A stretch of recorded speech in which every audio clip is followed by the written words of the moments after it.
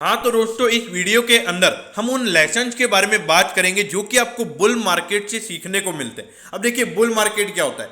Bull market वो market होता है जब मार्केट में पार्टिसिपेशन बहुत ज़्यादा होता है और लिक्विडिटी यानी कि बहुत ज़्यादा पैसे का इन्फ्लो हो रहा होता है, उसको हम बोलते हैं बुल मार्केट। तो इसीलिए हम इसके बारे में बात करेंगे कि इससे क्या इंपॉर्टेंट लेसन, जो हम जैसे छोटे मोटे इन्वेस्टर्स हैं उनको क्या लेसन सीखने को मिलते हैं। तो चलिए शुरू करते हैं। तो देखिए, सबसे पहला लेसन है वो है डू नॉट बी ग्रीडी। क्योंकि देखिए, जैसे मार्केट ऊपर जाता रहता है, मतलब अगर सपोज मार्केट पे आपने 12,000 के लेवल पे इन्वेस्टमेंट किया, अब वहां से अगर मार्केट सपोज 3-4 महीने में अगर 15,000 के लेवल पे चला जाता है, तो वहां पर क्या होता है कि हमारा जो थॉट प्रोसेस होता है, यानी कि हम हर महीने पहले 10,000 रुपीज इन्वेस्ट कर रहे होते हैं, तो उस वक्त हमको लगता है कि क्यों ना हम हमारा थोड़ा और पैसा डालकर वहां पर और पैसा बनाए। तो यहां पर ये चीज आपको बिल्कुल भी नहीं करनी है। देखिए, आपका जो इमरजेंसी फंड है उसको आपको हमेशा अपने पास रखना है। जितना आप इन्वेस्ट कर सकते हो उतना ही आपको इन्वेस्ट करना है, क्योंकि अगर आप ज्यादा रिटर्न कमाने जाओगे, ज्यादा पैसा बनाने जाओगे, तो वहां पर हो सकता है कि मार्केट उस वक्त थोड़ा क्रैश हो जाए, और अगर आपको कभी इमरजेंसी फंड की जरूरत पड़ती है तो वहां पर आपको थोड़े से इश्यूज हो सकते हैं। तो इसीलिए यहां पर एक डिसिप्लिन होना बहुत जरूरी है। अगर मार्केट सपोज थोड़ा ज्यादा ओवर वैल्यूड हो जाता है, अगर एक ओवरजी अकाउंट अगर ज्यादा रिटर्न दे देता है, तो मेरे ख्याल से वहां पर आपको थोड़ा डेट मार्केट में शिफ्ट करना चाहिए, यानी कि डेट सिक्योरिटीज हो गया या फिक्स्ड इनकम सिक्योरिटीज में थोड़ा आपको वहां पे पैसा शिफ्ट करना चाहिए, अगर आपको लग रहा है कि मार्केट थोड़ा ओवर वैल्यूड है तो।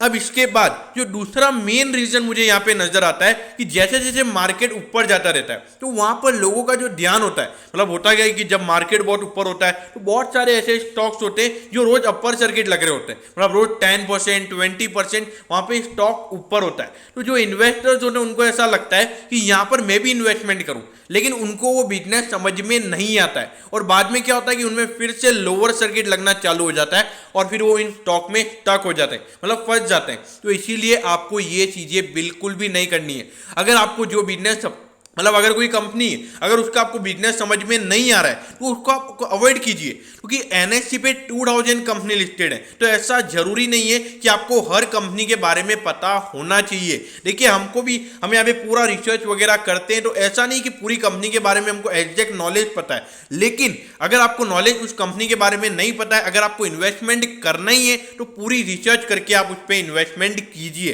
क्योंकि अगर सपोज विदाउट रिसर्च अगर किसी स्टॉक में इन्वेस्ट कर लिया, और अगर सपोज आपने कोई स्टॉक को 100 रुपए पे खरीदा और आपने कोई रिसर्च नहीं की, और वो स्टॉक अगर आपको 1 मंथ में वहां पे 10% डाउन हो गया, तो आपको अपने ऊपर, यानी कि जो आपने जो इन्वेस्टमेंट ऑप्शन क्रिएट किया है, यानी कि जो आपने इन्वेस्टमेंट किया है, तो वहां पर आपको डाउट होगा कि मैं ये स्टॉक को सेल तो नहीं कर दूं कहीं। तो इसीलिए अगर आपने खुद ने रिसर्च की होगी, अगर आपको पता होगा कि ये कंपनी क्या काम कर रही है, क्या ग्रोथ इनके पर्सपेक्टिव है, तो वहां पर आपको कंपनी पे भरोसा होगा, और जो छोटे मोटे मैनिपुलेशन होंगे उससे आपको कोई फर्क नहीं पड़ेगा। तो इसीलिए ये चीज आपको ध्यान में रखनी है। अब इसके बाद अगर हम तीसरी बात करें तो वो ये है कि जैसे जैसे मार्केट ऊपर जाता रहता है और लोगों के रिटर्न बढ़ते रहते हैं, यानी कि जो पहले अगर 12-13% के रिटर्न होते थे, और अगर लोगों को 40 से 50% के रिटर्न मिल जाते हैं कभी किसी फाइनेंशियल ईयर में, तो उनको लगता है कि वो एकदम एक्सपर्ट है, तो वो अपने आप का क्या करते हैं कि थोड़ा कैपिटल उसमें भी ज्यादा डालते रहते हैं। तो इसीलिए आपको यहाँ पे एकदम एक्सपर्ट नहीं समझना, क्योंकि जो मार्केट है वो आपसे बहुत ऊपर है, ये आपको समझना होगा। मार्केट आप ऑपरेट नहीं करते हो, मार्केट जो ऑपरेट करता है वो बहुत ही बड़े लोग हैं, क्योंकि उनके पास फंडिंग बहुत ज्यादा जरूरी रहती है, और उनके बेसिस पर डिपेंड करता है कि मार्केट आने वाले टाइम पे क्या डायरेक्शन लेने वाला है। तो इसीलिए आप मार्केट में सबको फॉलो कीजिए, लेकिन अपने आप को ज्यादा बड़ा मत समझिए। देखिए, भले मैं यहाँ पे आपको ये ऑप्शन वगैरह बता रहा हूं, लेकिन मैं फिर भी यहाँ पर बिल्कुल भी अपने आप को एक्सपर्ट नहीं समझता हूं। मैं अभी भी अपने आप को एकदम लो समझता हूं, क्योंकि देखिए, हम जैसे छोटे मोटे इन्वेस्टर जब अपने आप को एक्सपर्ट समझने लग जाते हैं, तो उसी वक्त हमारी सबसे बड़ी गलती होती है। अब इसके बाद अगर हम बात करें तो वो फोर्थ पॉइंट है, वो है मेंटेन योर इन्वेस्टमेंट फॉर्मूला। यानी कि मैंने बहुत सारे लोग देखे, यानी कि जिनको अगर महीने का 1 लाख रुपीज इन्वेस्ट करना है, मतलब सपोज पूरे साल का 1 लाख रुपीज इन्वेस्ट करना है, तो वो जब मार्केट ऊपर जाता रहता है तो वो अपने इन्वेस्टमेंट फॉर्मूला को भूल जाते हैं। मतलब वो 1 लाख का उस वक्त 2 लाख कर देते हैं, कभी 2.5 लाख कर देते हैं। तो ये देखिए, ये चीज आपके लिए बहुत बड़ी गलती हो सकती है, क्योंकि अगर आप कभी सपोज आप अपने इमरजेंसी फंड को अगर मार्केट में इन्वेस्ट कर देते हैं और उस वक्त मार्केट क्रैश हो जाता है तो आपको इमरजेंसी फंड उस वक्त आप लॉस में नहीं निकाल पाओगे।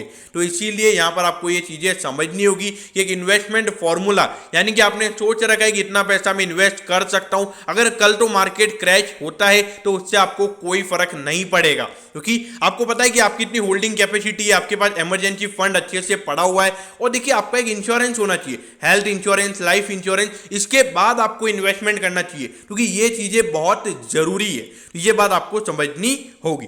अब फिफ्थ पॉइंट की अगर हम बात करें वो है बिहेवियरल इन्वेस्टिंग।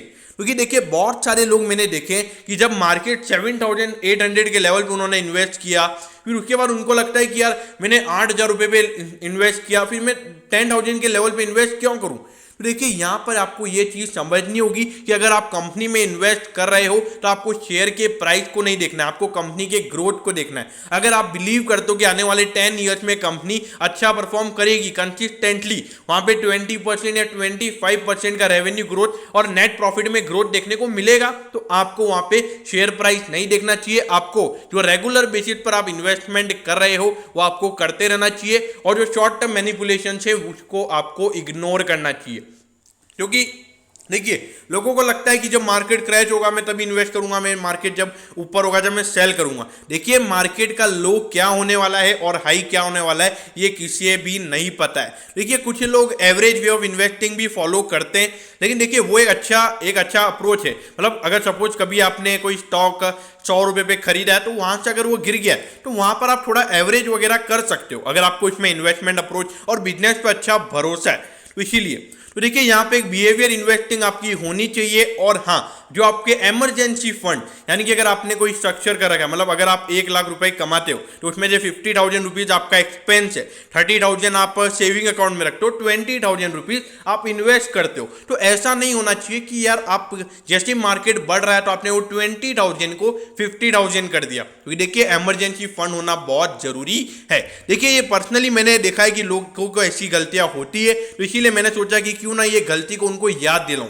और देखिए ऐसी गलतियां बेसिकली बहुत जो बिगिनर्स होते हैं उनसे होती है, और कुछ लोग जब बड़े हो जाते हैं उनसे भी ये गलतियां होती है, क्योंकि उनको लगता है कि वो अब एक्सपर्ट बन चुके हैं। तो देखिए आपको ध्यान रखना चाहिए कि जो रिटर्न्स आपको कभी ज़्यादा रिटर्न्स मिल रहे हैं तो वो आपकी वजह से नहीं मिल रहे हैं, वो इसलिए मिल रहे हैं क्योंकि मार्केट में लिक्विडिटी ज़्यादा है। और अगर कल तो अगर क्रैश हो जाता है और अगर आपने ज़्यादा फंड डाला हुआ है तो आपके लिए वहाँ पे इश्यूज क्रिएट हो सकते हैं। तो दोस्तों मैं होप करता हूँ ये छोटे से लेसन आपको अच्छे से समझ में आ गए होंगे। देखिए वैसे ये कोई ट्रेंडिंग टॉपिक वगैरह नहीं है ये, लेकिन मुझे ऐसा लगा कि पर्सनली ये टॉपिक पे बात करना जरूरी है। तो दोस्तों मैं होप करता हूँ कि आपको वीडियो अच्छा लगा होगा। ओके दोस्तों, thank you, have a nice day.